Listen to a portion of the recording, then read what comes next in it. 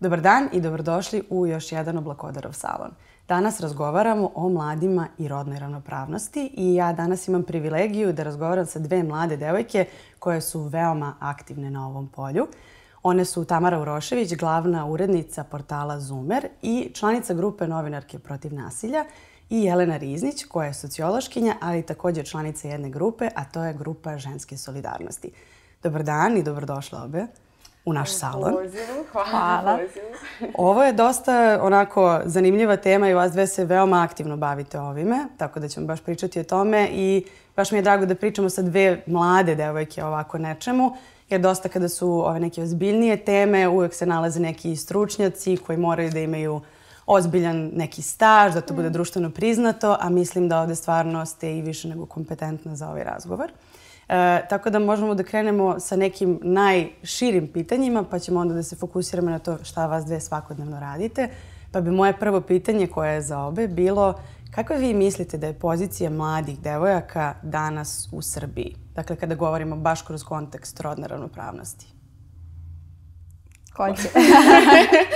Hajde, izvore sa sociološke strane. Hvala. Pa, ja znam da smo se dogovorile da budemo optimistične, ali nažalost, kad govorimo o ovim činjeničnim stvarima, prosto moramo da se držimo činjenica i ja moram da kažem da je položaj zaista negativan, loš, ali to ne znači da se treba da zapadnemo u neku apatiju i da kažemo dobro, prepuštamo sve slučaju, ne možemo ništa da promenimo, teramo tako. Zaista nije tako. Dakle, položaj jeste loš, ali upravo iz tog razloga treba da budemo borbene, optimistične i to je ono što za mene predstavlja feminizam u svakodnevnom životu. Dakle, konstantnu borbenost u najrazličitijim sferama života. I u svim tim sferama postoji određeni problem. Dakle, ukoliko krenemo od onih banalnih, ali oni koji su vrlo značajni za problemi za mlade devojke, po pitanju recimo izgleda, beauty industrije i slično. Dakle, to je nešto o čemu svakodnevno treba da govorimo, koliko su ti standardni lepote prosto društveno konstruisani, koliko su nešto što ne možemo normalno da ispratimo i da to nije nešto čemu treba uopšte da težimo. Ukoliko govorimo o, recimo, mi smo u okviru Ženske solidarnosti pokrenule pitanje osvetničke pornografije. Dakle, ukoliko govorimo o tome, opet i to je nešto u čemu mlade devojke zaista imaju dosta problema, a sa druge strane jeste nešto na čemu mi možemo da radimo i možemo prosto da vršimo pritisak da se to reguliše na neki način zakonski. I tako dalje, ali suština je u tome da prosto moramo da budemo borbene i da sve što radimo ima taj neki feministički ton. I zaista mi je drago zbog toga što sam sa Tamarom ovde danas, jer čini mi se da se obe trudimo u svakodnevnom životu da to i radimo. Sad, kako je Jelena lepo rekla sociološke strane, ja moram da kažem, ne mogu da verujem da ja po prvi put nisam bad cup, tako će ja dati ovu optimističnu stranu, pošto dosta radim sa mladima. Jelena je sociološkinja, ja sam antropološkinja, mislim, mimo toga što sam glavna urednica i novinarka.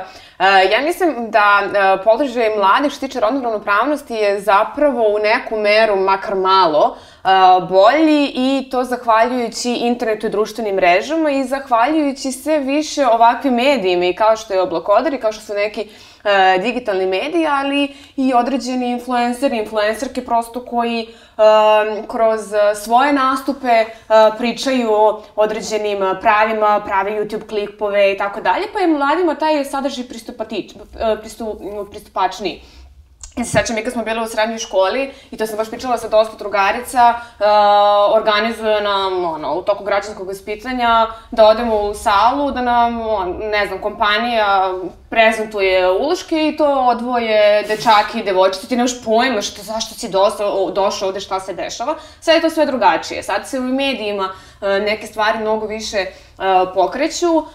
Feminizam deluje mi da je onako jača i da postaje aktuelniji, da je to malo problematično zbog čega sad feministička strana postaje aktuelnija. Mislim da je sad onako in biti feministički aktivista, aktivistkinja i borac, borkinja za neka prava, ljudske, LGBT prava i tako dalje, ali ima pomaka. Sad, eto, ja sam dala tu neku optimističnu stranu, ima bilo pomaka što se tiče položaja mladih i rodne ravnopravnosti i ono što je bitno, mislim, pošto ja radim na portalu Zoomer, ali Zoomer je nastao iz naše organizacije nevladine Centar Osnov koja se bavi upravo rodnom ravnopravnošću i ima i taj svoj klub, Budni muški klub koji govori o tome da ako su dečaci deo problema, oni moraju biti deo rešenja, jer i sam patrijarhalni koncept je prosto štetan i za dečake i za devojčice, pa eto tako mislim da se i dečaci i devojčice sve više i više osvešćuju i da imamo malo bolji položaj. Ne mogu reći da je to sad zavidno, ali imamo malo bolji položaj. Da, te interpretacije feminizma različite, pogotovo i neki diskursi koji se pojavljaju u medijima negativni, stvaraju neku sliku koja nije istinita o tome šta znači biti feministkinja i feminista i nekako ne zna se da zapravo prve feministkinje su imale podršku feminista, tako da kao to je jako bitna stvar. Ali eto, baš sam htjela da i pričamo o tom pojmu feminizam. Šta je za vas feminizam? S obzirom da je to reč koja veoma često ima to kao negativnu konotaciju i veliki broj ne samo žena, već meni baš para uši kada čujem političarke koje kažu da nisu feministkinje. Jer to potpuno nije logično. Kakve to ima veze onda jedno sa drugim? Tako da kao šta je za vas feminizam lično? Imam ja se sad ne sjećam koja je to neka javna ličnost izjavila, sad da sam potebila na društvenim mrežama i rekla ja se borim za ravnopravnost polova, ali ja nisam feministkinja. Ali kako to ima smisla? Ali ti to zapravo jesi, zašto ti niko nije rekao da ti to jesi, možda samo nisi osvijestila. A što se ljudi plaše onda te reči, šta je problem? Mislim da je feminizam onako imao to, uklopio se u taj neki kalup, u taj neki diskurs kao biti feministkinja, pošto mislim da se u feminističkim krugovima debatuje da li zapravo postoje feministi, jel? Da li muškarac može biti feminista ako nemaš autentično žensko iskustvo. Ja se ne bojim toga da kažem ne znam. Ja još uvijek nisam došla do tog odgovora. Poštujem sve muškarce u svojoj okolini koji se trude, razumeju, podržavaju i tako dalje, ali nisam do kraja sigurna u taj odgovor da li muškarac može biti feminista, može podržavati žene, može se boriti za rodnu ravnopravnost, ali sada da li može baš biti feminista, ne znam. I da, mislim da vlada ta neka struja u javnosti i medijima da su feministkinje, ono što su bile, ne znam, u 18. veku kada je krenula i Francuska revolucija, pa kada su zapravo morale da se prave radikalni potezi, da se lupaju prozori, da se bacaju i pale bruskalteri, to sada nije tako. Mislim, mi dalje moramo da pravimo neke male radikalne pokrete da bi se čuo glas, ali feminizam ništa nije strašno, ništa nije loše. Znači, feministkinje ne mrze muškarce i ne žele da muškarci sklone sa nekih pozicija. I da oni nestanu sa lica zemlje. Da, ne, trebaju nam. Trebamo i mi njima i trebamo svi jedni drugima. Feminizam je zapravo borba za ravnopravnost i ukoliko ćemo imati ja i nemam pojma, neki muškarac istu poziciju i isto znanje, hoću samo da imamo istu platu i da budemo isto poštovani. Hoću da izađem na ulicu, da se vraćam u 2 ujutro sama kući u ovoj kratkoj haljini, da se ne pravim da li me neko prati jer se taj muškarac ne plaši toga. I to je feminizam, samo kao želim da budem bezbedna u ovom svetu i da se borim za svoja prava. A sad što se stvara u medijima takav diskurs, zašto određene žene beže od toga da su feministkinje, sad mi je malo neprijatno da ja na to odgovorim. Jelena, šta ti kažeš? Svašta je Tamara pokrenula. Prvo što se tiče ovoga, da li možemo imati saborca, apsolutno možemo i to je nužno. Ja mislim da ni jedna politička opcija, ni jedna politička strategija ne sme da u sebi ne sadrži feminizam, jer to onda prosto nije politička opcija koja može da zadovolji čitavu populaciju, već samo polovinu populacije. To je prva stvar, ali druga stvar jeste da mislim da je vrlo važno da žene budu te koje određuju strategije i taktike borbe. Dakle, ne muškarci, oni mogu da budu saveznici, ali oni moraju da budu oni koji prate, a ne oni koji vode. Zato što mi, ono što je Tamara spomenula, dakle, autentično žensko iskustvo, mislim da je to zaista važno, jer evo, recimo, ovih dana se dosta govori o menstrualnom siromaštvu. Ja ne mislim da ni jedan muškarac može da da neki adekvatan odgovor ili adekvatno rješenje kao što to može jedna žena. Da, pogotovo što je Tamara rekla se to krije od njih. Da, apsolutno. Što se tiče drugih stvari, za mene je feminizam, kao što sam rekla, neka svakodnevna borba. I za mene je feminizam pitanje solidarnosti. Pre svega solidarnosti između žena. naravno, feminizacija politike, odnosno činjenje toga da u politici, u toj mainstream politici ima više političarki, ne mora nužno da znači da će politike biti feminističke. Dakle, mi smo prosto sada svedoci toga kakve se antifeminističke, antiženske politike donose. Dakle, od toga što imamo, ne znam, ovaj zakon o finansijskoj podršci porodici koji kažnjava žene koje žele da rađaju i rade, do toga što se vode neki tihi rat protiv abortusa i tako dalje. I to sve rade žene. Dakle, ne mora nužno značiti da će žene biti te koje će donositi feminističke politike, ali to ne znači da sad treba da kažemo, a pa ne, žene ne treba se baviti politikom zbog toga. Dakle, apsolutno ne. Zaista je važno da imamo žene koje će jasno i glasno govoriti o tome šta je nama potrebno, koje su naše potrebe, koje su naša prava, ona koje su već izborane da sačuvamo, ona koje nisu da izborimo. Ali zbog toga mislim i da feminizam nikada ne sme da se zadrži na nekim pravno-formalističkim pozicijama, dakle ono samo konkretno, ok, sad treba da, ne znam, govorimo opet o osvetničkoj pornografiji, to jeste važno, ali mislim da feminizam uvek mora biti antisistemski, dakle, ukoliko nemamo neku širu ekonomsku jednakost u stanovništvu, žene ne mogu da budu slobodne. Dakle, pitanje siromaštva je zaista važno. Kako ćemo rešiti to pitanje, u velikoj meri utiče na to i kako ćemo rešiti žensko pitanje. Tako da zaista mislim da ukoliko je feminizam pravi, on mora biti antisistemski. Da, i ukoliko je feminizam pravi, trebalo bi da bude dostupan i svim ženama.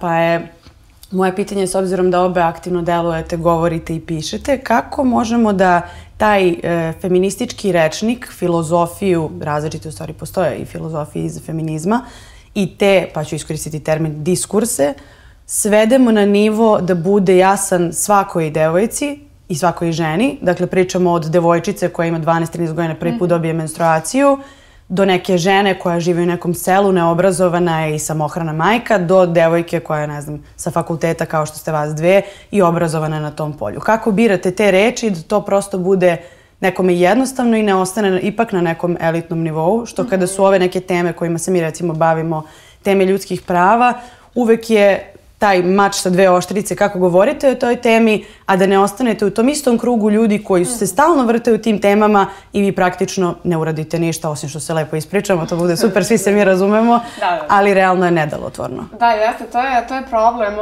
upotrebit ću reći koji mnogi mrze što mi živimo u tom nekom našem bablu i kao sad mi smo ovde i mi znamo i prava i rečnik i kako ćemo šta pričati, ali mislim da se svakoj grupi treba na neki način i posebno obraćati. I ja, na primjer, kad je Jelena spomenula šta je za nju feminizam, meni je da, i tekako feminizam i borba i solidarnost, a nekako sam dobila sve više hrabrosti da to bude borba na svakodnevnom nivou. Pa to onda znači prosto ako sam ja dobila menstruaciju, ja ću prosto na svom radnom mestu izvući uložak i otići ću do WC-a sa svetim uloškom u rukama, neću ga kriti ni otkud. Znači, bez blama to radiš? Bez blama, apsolutno to radim. I onda mi se onako gledaju kao zaboravila se, ako nisam ga zaboravila, kao dobila sam, u čemu je problem? Mislim, ali nema ničeg vulgarnog u tome, ne znam zašto je to toliko strašna stvar. Apsolutno, da. I onda, kako sam kao sve više aktivistički, feministički delovala, prvo su ljudi ono kao, jao, naporna si, dosadna si, smaraš, i onda ok, smaraću, ali ću te, ne znam, naučiti da koristiš odnos-senzitivni jezik, jer prosto ja nisam urednik, ja nisam novinar, ja sam urednica i novinarka. I vrlo mi je bitno da se pozicioniram kao žena u svemu tome, zato što žene nemaju prostora za neke stvari. I sve tako drugačije kada radiš sa devojčicama od 15 godina, na koji način ćeš pričati o njima i da li je to obrazovana žena ili iz ruralne sredine i tako dalje i tako dalje. Znači, feministički prostor apsolutno jeste otvoren za sve, jeste borba i solidarnost sa svima, ali se mora komunicirati na neke posebne načine.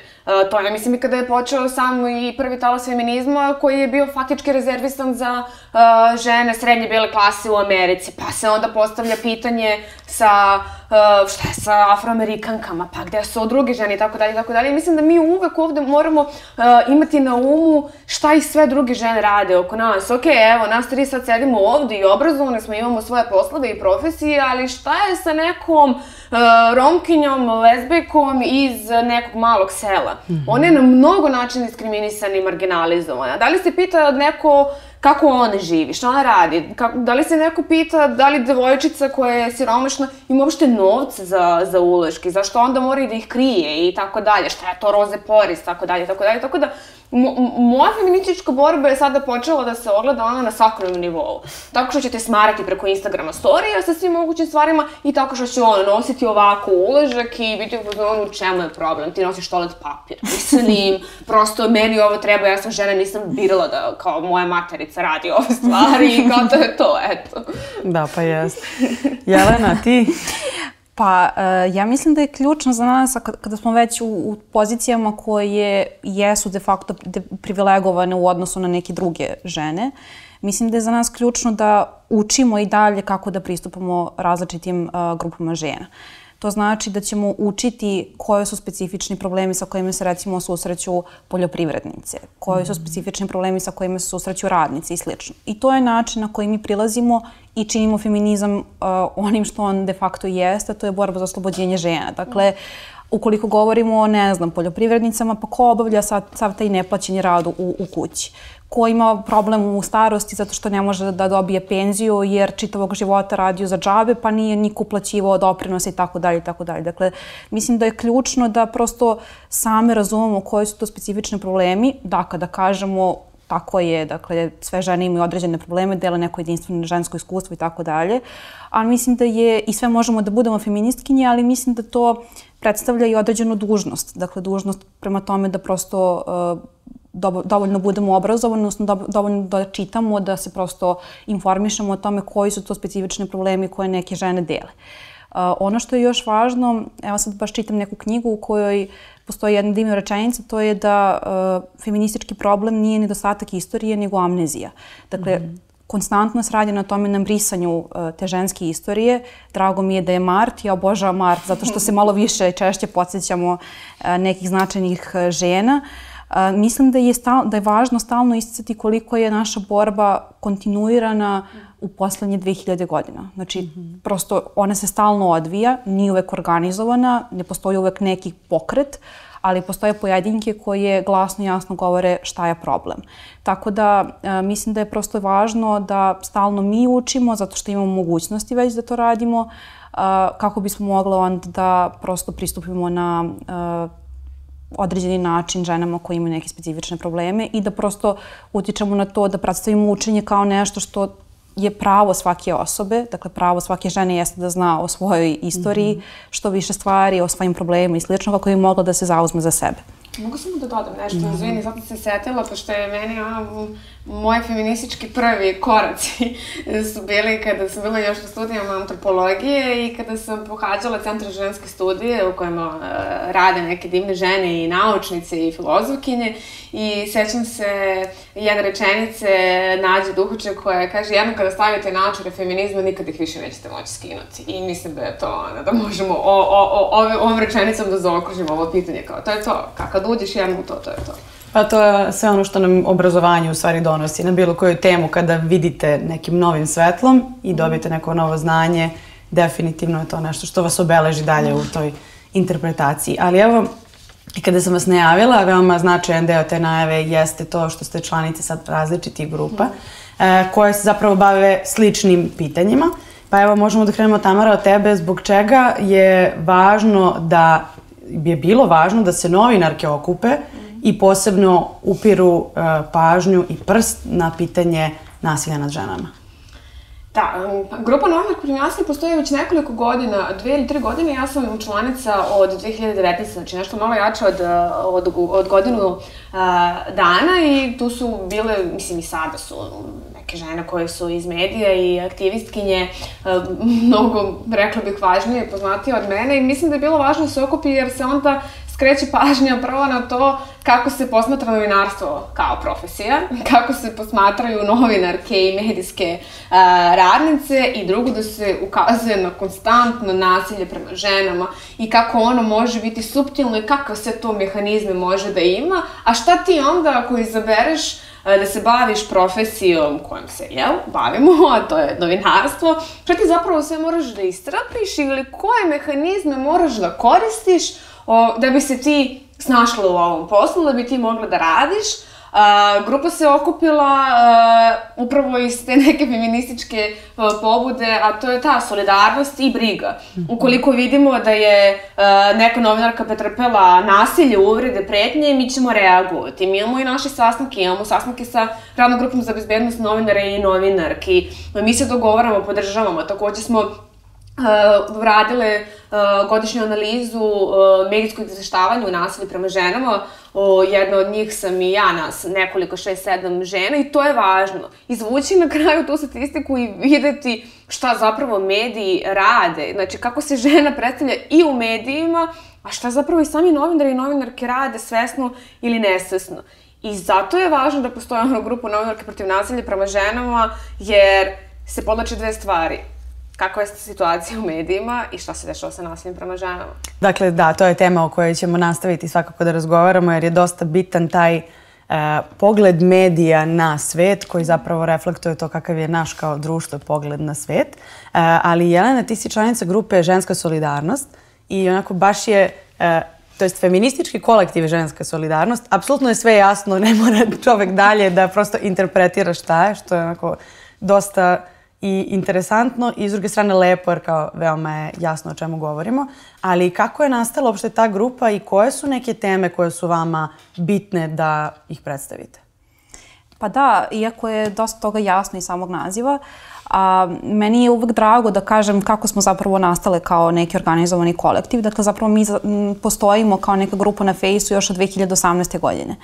I organizovale smo se pre svega zato što smo uvidele da kao žene na levici u okviru nekih levičarskih kolektiva, organizacija ili kao nekih neformalnih grupa da se suočavamo sa seksizmom koji postoji i na desnici.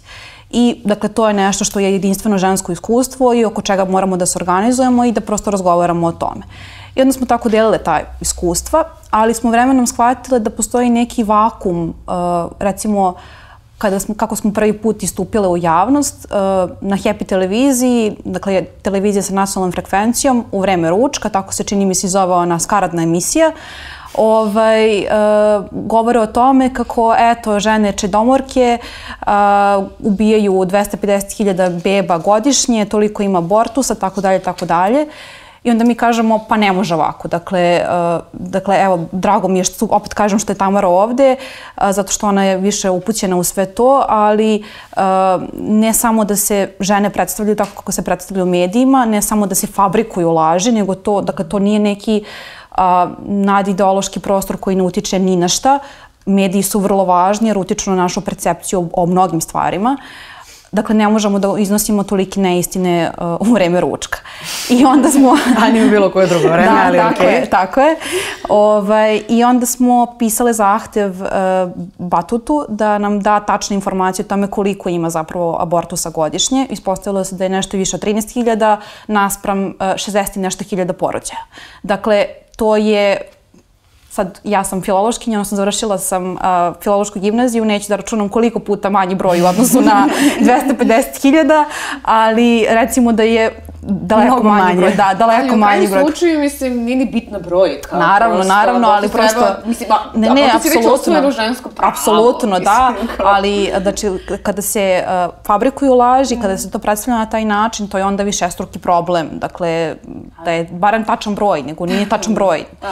Tako da smo tada prvi put izašli u javnost, mnogi mediji su preneli to naše saopštenje, onda smo shvatile da je zaista potrebno da se organizujemo malo više oko svega toga. I naš cilj sada jeste neka sistematska edukacija devojčica i žena o različitim pitanjima. Dakle, o pitanju nasilja nad ženama, o pitanju položaja žena u različitim industrijama, pozicijama i tako dalje, i tako dalje. Mi postojimo relativno kratko, ali čini mi se da za sad radimo dobar posao. Ja sam zaista mišljenja da treba da postoje sekcije pohvala i samo pohvala, tako da ovo je taj moment. Moram da pohvalim svoj kolektiv, ali naravno svi drugi mogu da govore o tome i da nam se jave, pre svega mislim da žene, mogu da nam se jave i da daju svoje mišljenje o tome i ideje o tome šta možemo još da radimo. Da, definitivno je potreban prostor za te neke razgovore, da kažem ženske razgovore, što je recimo isto sintagma koja ima svoj, dakle, neki stereotipno značenje šta znače ženski razgovori, a ženski razgovori su evo i ovi razgovori. Tako da uopšte ne treba da budu ograničeni. Ali sve vreme govorimo o medijima, zato što mediji jesu to neko ogledalo društva i u prethodnih par meseci se onako uzburkala javnost oko jednog posebnog pitanja, to je pitanje koje u stvari se tiče nasilja nad ženama, a to je slučaj Milene Radulović i ostalih devojaka koje su se javile. Kako je po vašem mišljenju ispraćena ta tema i ne samo ispraćena, kakve su bile reakcije javnosti? Jer mi s jedne strane imamo tu neku podršku, s druge strane imamo milione internet komentara koji su zašto si ćutala, one su to htele i tako neke prosto neverovatne stvari koje se dešavaju i onda mi se čini da ne postoji dvosmerna komunikacija, postoje svetovi u kojima se komunicira na jednu temu, na drugu, a sve je to zamaskirano nekom kvazi solidarnošću koja ne znam gde je, pa eto to je neko moje viđenje kako ste vi videle to? Da, mene je i lično i profesionalno taj slučaj mnogo potresao jer ja kao novinarka se najviše bavim tim feminističkim temama i borom protiv dezinformacija i lažnih vesti, a to se uklapa u jedno, pogotovo kada se radi o ženama. Pisala sam i tekst na tu temu, a hoću sad da povežem nekoliko stvari. Prva stvar, kada je prošle godine izašla u javnosti Daniela Steinfeld glumica, koja je obelodanila svoju traumu i nasilje koje je preživela, pa je snimila film o tome posle toliko godina jer je prosto želela na taj način da se izbori sa tim i tada su mediji na nju stavili sve na njen teret, da ona samo želi da se promoviše, zašto ona sad to radi, zašto nam se ne objasni, zašto ne kaže ko je taj moćnik i tako dalje. Onda se tu pojavljuje jedna normalna i dobra strana medija i žena i feministkinja, Jovana Gligorijević, koja i sama kaže Danijela vam ništa nije dužno. Prosto iznela je još jedno nasilje koje je jedna žena pretrpela. Onda dolazimo do tog slučaja, kako se zove u medijima, Mike Aleksića, kada izlazi prvo Milena Radulović, priča o celom preživljenom nasilju i ja moram prvo da kažem da ne znam koliko su ljudi svesni da to što smo mi tog vikenda dobili informaciju i saznali od Ivane Mastilović-Jasnić koja radi u Blicu, još jedna sjajna novinarka koja je pokrenula i slučaj Marije Lukić, opet se od nje saznalo, tako da vraćam se sve vreme na to koliko su žene medijske radnice te koje pomažu da se neki slučajevi rasvetljavaju. To što smo mi tog vikenda saznali da je Milena i ostalih 20 i nešto ili ko zna koliko žena, nažalost, da mi ne znamo preživjelo nasilje, to ne znači da se to nije znalo. To ne znači da ljudi oko nas to nisu znali i da su, ne znam, ćutali na to. Užasan je diskurs koji se stvara u medijima. Zašto je ćutala? Zašto je sada prijavila? Da li je ona to sama tražila, htela, provocirala, inicirala? Gde su bili ti roditelji? To su sve apsolutno, ne nevažne stvari, nego sramotne stvari koje se pojavljuju u medijima.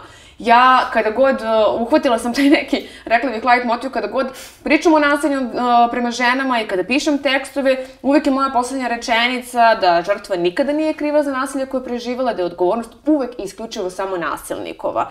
Ako je jedna žena preživjela nasilje, hoće zauvek da ćuti o njemu, ćutaće, jer ne znam da li iko može da zna koliko je teško preživeti bilo kakav oblik nasilja i pričati o tome.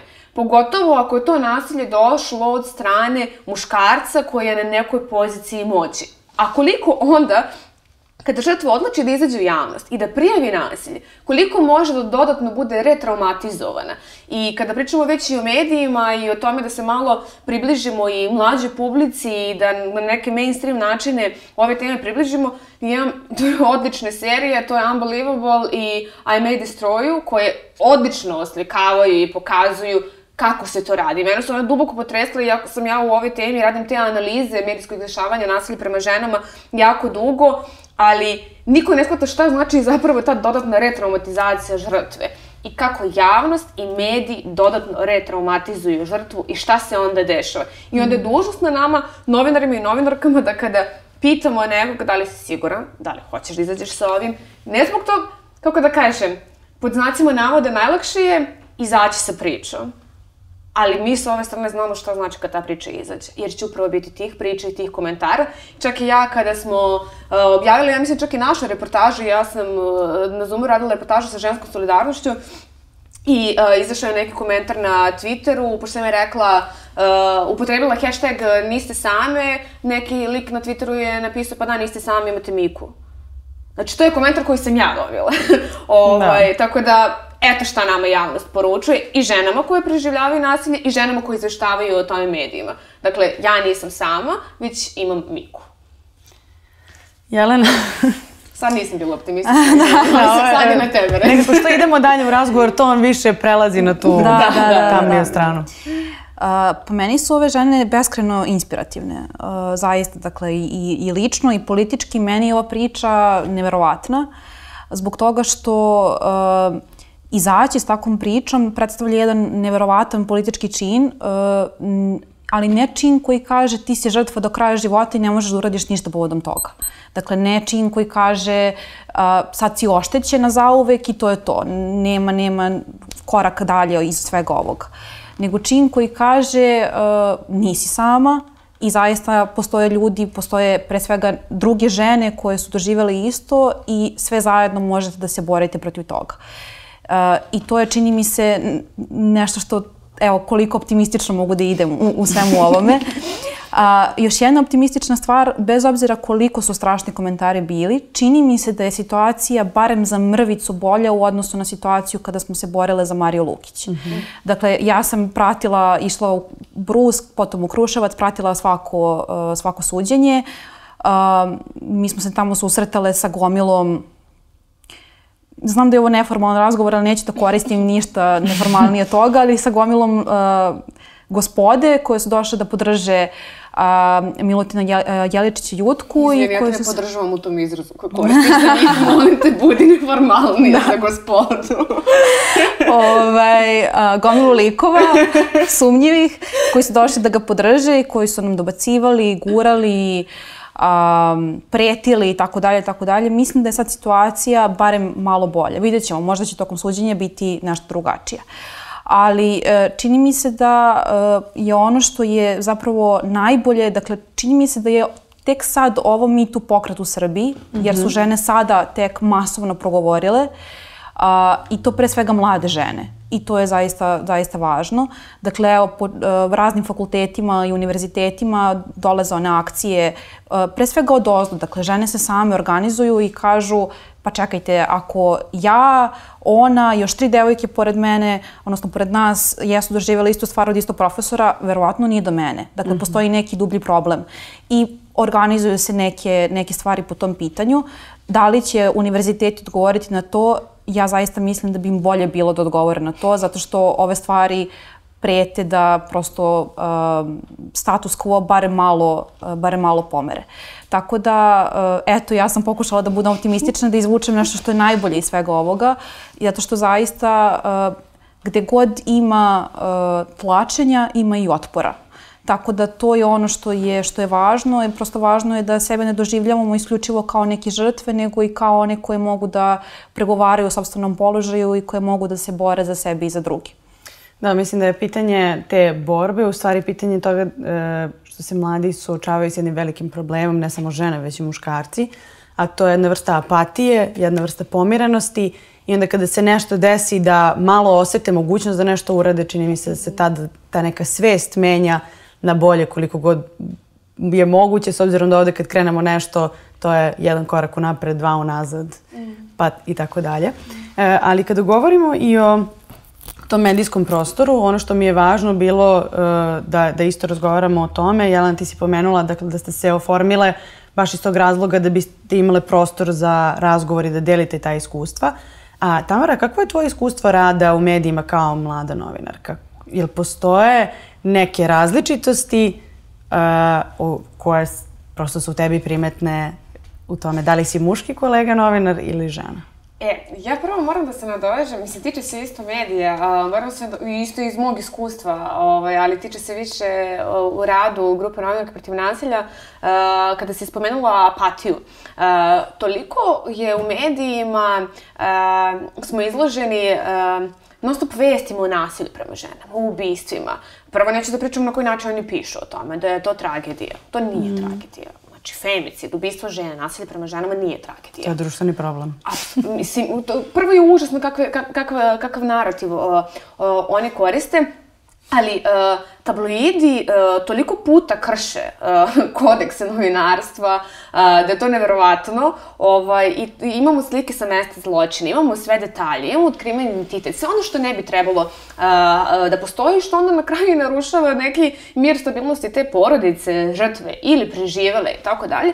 I onda je bio slučaj, ne mogu tačno da preciziram vreme, bilo je leto, mislim da je 2019. pre ove situacije sa pandemijom, sećamo se svi tog slučaja, kada je žena i dvoje maloletne dece ubijene ispred Centra za socijalni rad. Ono što smo mi primetile kao novinarke jeste da su komentari bili jadna deca. Toliko je normalno da je žena ubijena.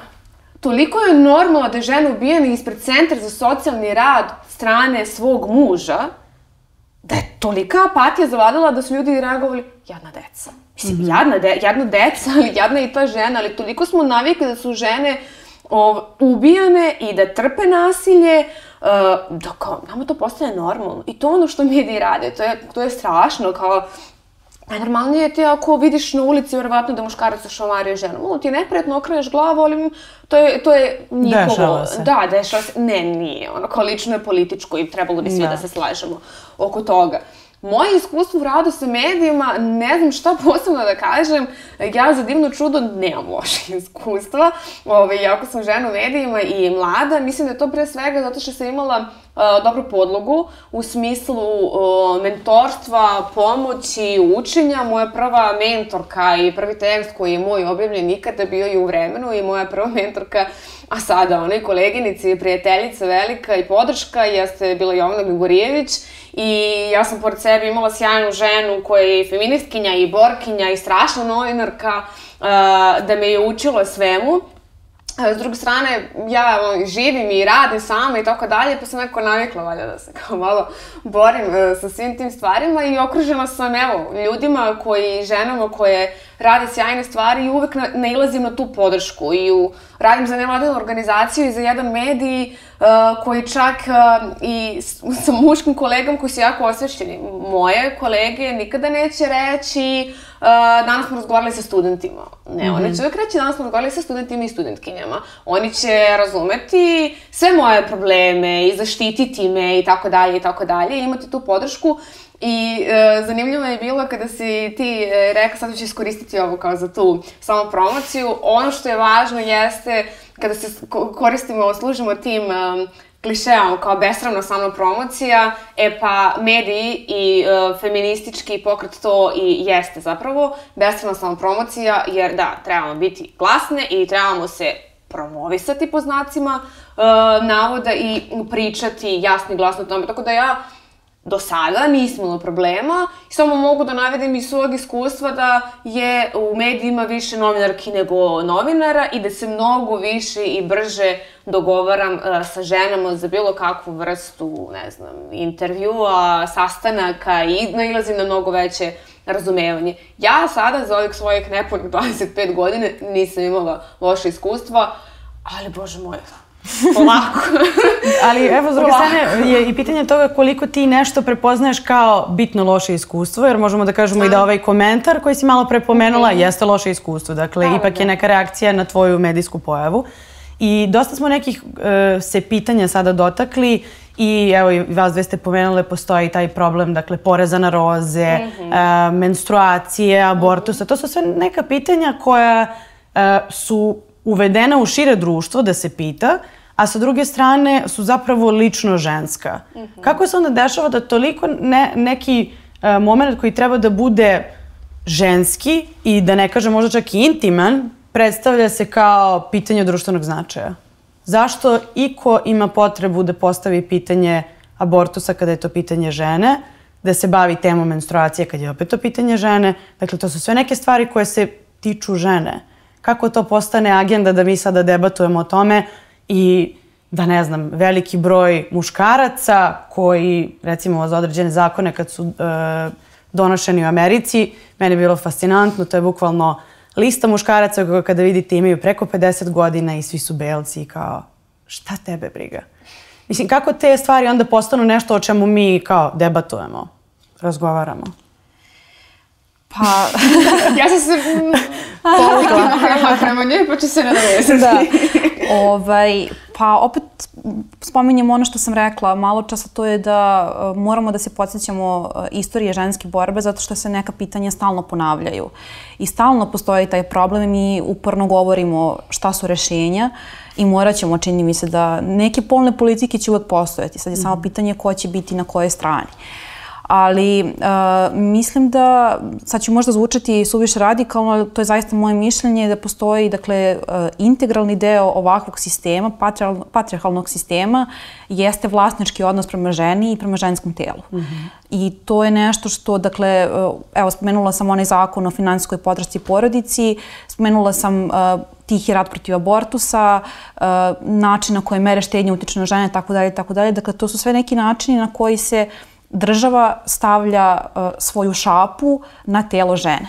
I toga će prosto uvek biti u sistemu koji je patrijarhalan. Zbog toga prosto kažem da feminizam mora biti antisistemski. Ali opet, dakle, mislim da je važno da učimo o svim tim ženama koje su pre nas izborile sva ta prava. Koliko god da su bile radikalne, čini mi se trebalo još radikalnije. Dakle, vrlo često ovo što trenutno Poljakinje rade jeste važno za sve nas, zbog toga što nedaleko od nas, evo recimo u Hrvatskoj, pravo na abortus jeste zakonom regulisano, ali isto tako zakonom regulisano i pravo na pozivanje na prigovor savesti, što koristi veliki broj lekara. Dakle, ja sad ne sjećam se tačno statistike, ali recimo da više od 50% lekara koristi to svoje neko navodno pravo koje je direktno krši onu licencu koju imaju, a to je da kažu, aha, pa ja neću da uradim abortus zato što se to protivi mojim verskim načelima ili šta god. Dakle, abortus je prosto medicinska intervencija kao bilo koja druga. Dakle, to nije ubistvo deteta, ne radi se o detetu, radi se o embrionu koje, dakle, nije ljudsko biće, tako da prosto ne možemo govoriti. Dakle, to je sve fabrikacija istine, fabrikacija prosto na svim mogućim nivoima. Tako da mislim da je važno da ukoliko već imamo određene pozicije, a sama činjenica da si nas eto danas pozvala ovde i dala nam neki prostor, dakle uvek moramo da koristimo svaki prostor koji imamo, koliko god nam to nekad bilo teško i koliko god da smo pozivani na neke medije koje nam se gade na bilo koji drugi način. Da.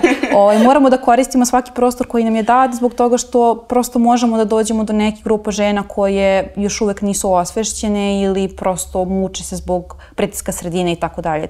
I pokrenemo neke teme koje su veoma važne. I mislim da je zaista važno da ponovo politizujemo neka pitanja koja su depolitizovana. Dakle, abortus jeste politički problem zato što ja moram da se borim, to je moje, dakle, ne mogu da ostvarim bilo koje drugo pravo ako nemam pravo na svoje telo. Menstruacija jeste politički problem zato što da li ću moći da menstruiram na radnom mestu, da li ću imati pristup svim tim sredstvima koji su mi potrebni, jeste, dakle, to je politički problem i tako dalje. Dakle, i moramo prosto da osvešćujemo devojčice pre svega da bavljenje svim tim političkim problemima nije sramota i da to ne smemo nikako da prepuštamo muškarcima. Dakle, politika nije muška stvar, nego moramo same da se izborimo za sebe. I za svoje pravo. Tako je. Sad, kao što je Jelena spomenula i ovaj slučaj Poljakinja abortusa, a i slučaj sa Hrvatskom, ima situacija, sad je ovo malo antropološki, u Japanu, na primjer, lekari i lekarke, kada žena dođe na abortus, savetuju da ona ne abortira. I sada postoji ta koncepcija, mi sad u Japanu je to sve posebno, ta koncepcija ljubkosti i tako dalje, pa kao da sve to bude lepo i upakovano, ali postoji to negovanje toga da, jel te, žena treba da rađa. Zabrinjavajuće je jako slučaj to u Poljskoj, jer je blizu nas i može da se desi i kod nas i da gubimo već osvojeno pravo na abortus i kao što Jelena kaže, država stavlja šapu na naše telo, ono ne, makni mi se, to je moje telo, to je moj telesni integritet i ja imam pravo na svoju seksualnost i reprodukciju i da biram kada ću, šta ću, koga ću, sa kim ću i tako dalje. A imali smo i slučaj malo drugačiji nego u Japanu kod nas sa onim lepim sloganima Srbije, dosta reči nek zakmeči, pa ja ne znam, ja nisam zatrudnila zbog tog slogana. Ja uvek volim da kažem dosta reči nek žene zakmeči, jer to je zapravo to. A onda se nadovezemo na to kako su porodilje, trudnice, tretirane u našoj zemlji, pa uvek se nadovezemo na taj slogan, dosta reči nek zakmeči i okrenem se oko sebe, vidim da nijedna od nas nije zatrudnila. Tako da, šta da kažem, možda bi morali malo da... Kreativnije nešto. Pa malo kreativnije nešto da... Mislim da je baš marketinški problem. Da. Ozbiljno. Ali marketinški problem je kako se, i sada se vraćamo i na problem menstruacije, kako se i ulošci reklamiraju. Mene užasno nervira kada vidimo reklamu za Always uloške i sada žena u belim pantalonama i trči, razvija se, a ja umirem od bolova i plačem s unosom. Kako možete? Vi prodajete ovaj produkt ženama. Znate kako žene se osjećaju tokom menstruacije? Ko vam je platio ovaj marketing? Stvarno, bele pantalone ne nosim i ovako. Menstruacija pre svega plave boje. Da, i menstruacija plave boje, to se zabude. Onda se oduševila kad sam imala Librestovu reklamu koja je zapravo malo nešto pokrenula, tako da to opet slučaj marketinga i medija. I htjela sam još jednu stvar za medije da kažem, ali mi je odlutala miso, a da, setila sam se kako su tretirane žene i u medijima, kada se malo pre povuklo to pitanje, i žene u medijima, ali i žene novinarke. Dva slučaja koje su onako malo ekstremna, jeste kako Gašić izjavljuje kako volim ove novinarke dok leče i najskorašniji slučaj jeste kada novinarka reporterka Jelena Zorić dobija orden od država, a sutradan premijerka saziva vanrednu konferenciju za medije, građane i građanke da bi se ta ista novinarka kudila, izrazit se tako, na televiziji. Eto, to je ono što nam zapravo država i društvo radi i kao ženama i kao novinarima. I šta nam zapravo poručuje. Da. Još jedna od tema, Jelena, na kojoj si ti skretala pažnju, jeste ta osvetnička pornografija i to je u stvari tema koja čini mi se da uopšte nije prisutna, a zapravo u internet prostoru je veoma prisutna, pa kako recimo možemo da se borimo protiv toga i zašto to predstavlja toliki problem? Pa da, posebno je problem sad tokom pandemije, zato što odjednom su sve aktivnosti prenesene na internet, pa eto prosto i ti sadržaji kruže internetom mnogo više. Negde sam čak pročitala da je oko 700% povećana ta transmisija sadržaja. Da. Ja lično mislim da je pornografija kao takva nasilje nad ženama, a posebno onda kada prosto imate pornografiju koja je distribuirana bez učešća žene, odnosno bez njenog pristanka. Tako da je to nešto na što prosto država mora da odreaguje. Dakle, evo, pre nekoliko nedelja su Makedonke izašle i protestovale zbog toga što na grupi na Telegramu postoji, odnosno na Telegramu postoji grupa u kojoj postoji nekoliko hiljada članova koji tako dele te sadržaje. Svi imaju slobodan pristup samo tome, a pošto je u pitanju mreža koja, odnosno, da, društvena mreža i mediji koji se vrlo lako da prikriti, ne možete baš da uđete u trag. Ali postoji neko ko to može, a to je država, naravno. I ona je ta koja mora da odreaguje u toj situaciji. Tako da mislim da je vrlo važno devojčicama govoriti kako da se zaštite na internetu, dakle kako da prosto... I to su neki vrlo jednostavni savjeti koje svaka devojčica treba da zna. Dakle, koristiti različite šifre za različite akaunte, prosto uvek, ukoliko već postoji nekakav sexting. Dakle, ja nikoga ne savjetujem da to radi. ali verujem da zbog pritiska okoline devojčice vrlo lako podlegnu svemu tome. Ja sam lično protiv toga, ali eto, prosto to se dešava. Zaista je važno da se ne vidi lice, dakle da ne postoji nešto što može kasnije da ugrozi tu osobu i tako dalje. Dakle, žene su mlade, pa čak i ako nisu mlade, prosto mogu da veruju nekome bez pokrića, odnosno mogu da veruju nekome ko će ih kasnije izneveriti u svemu tome, dakle nekom trenutnom partneru i slično. Tako da vrlo je važno da se zaštitimo kako god možemo u svemu tome, a kada do toga dođe, zaista sam mišljenja da osvetnička pornografija mora da bude kriminalizovana, jer to je, evo, tamo je spomenula telesni integritet, dakle to je direktno udar na telesni integritet žene zbog toga što neko deli sadržaj na kome si ti, a ti nisi dala svoj pristanak za to. Da. Pomenula si devojčice. Koje su neke osnovne stvari koje bi trebalo da objasnimo devojčicama, dakle koje su još uvek jako male i teško im je da razumeju razne fenomene i koncepte koji postoje u svetu kako bismo ih na neki način zaštitili, ali pre svega osnažili? Ja mislim da ovo sve što ću reći jeste važno prvo da devojčice čuju, ali da treba da čuje i svaka žena, jer mislim da nije dovoljno raširena tema o nasilju i šta je to sve zapravo nasilje, pa bi pošlo od toga da je nasilje i psihičko, i ekonomsko, i fizičko, i seksualno, i digitalno nasilje. I da postoji i silovanje u braku, zašto mnoge žene ne znaju. Devojčica mi poručila da svako od njih ima pravo na svoj izbor. Svako od njih ima pravo na obrazovanje. Ima pravo da se uda kada želi, da bira da li će da se uda, da li će da rađa, kada će da rađa, da prepoznaju svakakve moguće mehanizme nasilja, jer nasilje može biti veoma suptilno. I da, i nasilje se ne dešava samo onim ženama koje su neobrazovane, siromašne iz nekih marginalizovanih grupa i to je zabluda. I nama, ženama koje smo obrazovane, emancipovane i na nekim smo pozicijama i tako dalje, i tekako se dešavaju razni vidovi nasilja, od toga na internetu, možda u partnerskim vezama, da mi to ne prepoznajemo, neki toksični odnosi, manipulacije, ili ekonomsko nasilje, ili smo mi okruženi i odrastali u nasilju koje se vršilo nad našim, ne znam, majkama, bakama i prosto i mi, naša, ne znam, i braća, drugari, momci i tako dalje, ne umemo konkretno da prepoznamo te mehanizme. Tako da, mislim da ona poruka za devojčice jeste da sve kada se one osjećaju loše i nebezbedno, jeste nasilje i da imaju pravo izbora. Snažna poruka. Da, apsolutno snažna poruka. Ja sam zapravo htjela na tom tragu da kažem da strah postoji sa razlogom i strah je tu da nas podsjeti da prosto nismo bezbedne i vrlo je važno da devojčice veruju tom osjećaju. To naravno ne mora uvek da bude samo strah, može da bude neki snažan osjećaj, neki nepravde. Ja se uvek sećam toga kako sam baš snažno protestovala kada u kući u kojoj živimo otac, mama, brat i ja, mama i ja nešto radimo, a otac i brat ne i onda prosto ja intuitivno osjećam, dakle ja u tom trenutku sa recimo 10-11 godina ne nazivam to feminizmom, ali osjećam nepravdu, dakle i vrlo je važno da kada da osnažujemo devojčice da govore glasno i jasno za sebe.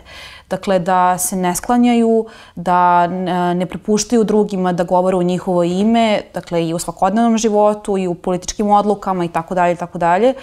I mislim da svaka od nas zaista mora da feminizam shvati kao nešto, dakle zato sam rekla da je feminizam i dužnost. Moramo da shvatimo da mi jesmo u nekom smislu nekome primjeri za nešto što radimo, tako da to ne znači da ja sada mislim da sam previše posebna u tome što radim, ne daleko od toga, nego zaista mislim da ukoliko već pozivam na određenu akciju, moja je dužnost da se ponašam u skladu sa tim. Dakle, i zbog toga je to nešto o čemu moramo da mislimo kad god govorimo i radimo sve ove stvari. Da, ostalo nam je toliko tema koje bismo mogli prosto da započnemo. Evo sad, kako si rekla, jedna od njih bi bila i ta ženska solidarnost i nesolidarnost i ta prosto neprepoznavanje potrebe podrške i tog umrežavanja, ali opet to je onako šire društveno pitanje i može da se odnosi na sve o čemu pričamo, ali svakako ono što je važno jeste da borba za rodnu ravnopravnost i ženska prava je borba koja je pre svega ženska, ali s druge strane je važno da uključimo dakle, sve delove društva i naravno muškarce koji podjednako mogu da doprinesu tome. I moje pitanje za kraj bi bilo kako vi mislite da mi možemo da dođemo do ravnopravnijeg društva i delimično ste već i odgovorile sada na to, ali kako možemo da podstaknemo žene da stvarno se zauzmu za svoja prava i da se ne stide toga i da im to ne bude nešto što je strano i da ne misle da traže, što bi rekli, preko hleba pogače, jer to zapravo i nije to. Da, meni se desilo skoro neka epifanija šta se dešava, pogotovo od kako sam postala urednica i sada imam mnogo više neke i odgovornosti i sa radom mladih nekih žena, devojčica, studentkinja i sa prosto nekim mnogo i starijima i mnogo je drugačije kada žena pokušava da bude glasna i kada muškarac pokušava da bude glasna. Muškarcu je to normalno, muškarcu je to svojstveno, žena previše pokušava da bude bosi. I sad ja sam uvek kao pokušavam da nivelišem, slušam kao te komentare, savete i onda dođem do onog jednog od prvih feminističkih principa, čuvene sociološke i antropološke Žarne Papić, koja kaže princip je da se prekoračuju granice. U ženskom iskustvu i feminističkom iskustvu apsolutno da se prekoračuju granice u ovom našem pozivu, tako reći. Tako da ja stojim iza toga, ja nisam bosi. Ja samo prosto radim ono što je moja dužnost i živim ovu borbu, jer feminizam jeste borba, kroz svoju svakodnevnicu, upravo jer, kao što Jelena kaže, to je dužnost. Znači, ne mogu ja pričati sada ovde, ne mogu ja biti ovde relevantna sagovornica o Blokoderovom salonu ako izađem na ulicu i ne znam, ne pomognem nekoj ženi, ne budem solidarna, ne odazovem se na poziv, ne šetam sa ulošcima kroz ceo moj poslovni prostor i ne znam, još jedan primer, ja uvek pokušavam da kada izađem sa muškim partnerom na piće, večer ili što god, insistiram da podelimo račun. Ne zato što se sad nešto pravim važna, ali ja zarađujem ovaj novac. Isto kao i ti i prosto ja ću sebi obezbediti ručak, samo da ti pokažem da mogu. Ali kad kažem da pokažem tebi, ne znaš da sam besna feministkinja, nego prosto hej, i ja ovde zarađujem, to ako ćeš mi otvoriti vrata, to je po bontonu i to je lepo i sad ću tako otvoriti ja tebi vrata, ali ja živim feminizam na svakodnevnom nivou. I mislim da i Jelena i ja zapravo da mi živimo feminizam, mi živimo tu rodnu ravnopravnost i borbu za to kroz svakodnevne akcije i poteze i ono što je bitno jeste da to je borba i to je hrabrost i to je na svakodnevnom nivou i u svakoj pori, ja mislim, našeg života. Da, definitivno. I to se vidi, što je pre svega taj neki znak raspoznavanja. Jelena?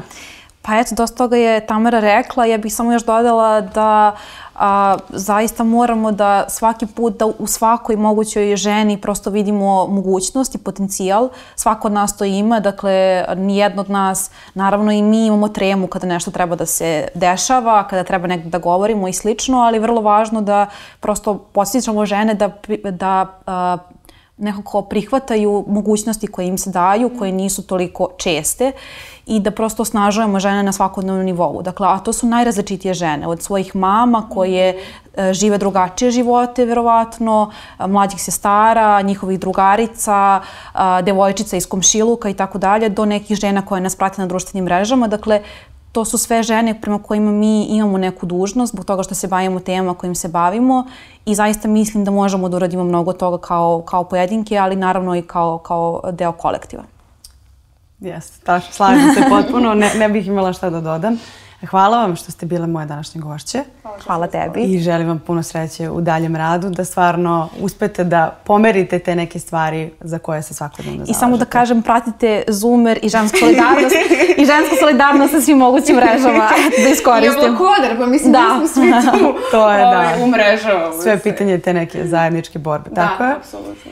Mi se naravno slušamo i gledamo i u sledećoj emisiji, a vi do tada, ukoliko vam se dopada naš sadržaj, možete da odete na naš Patreon i podržite naš svakodnevni rad.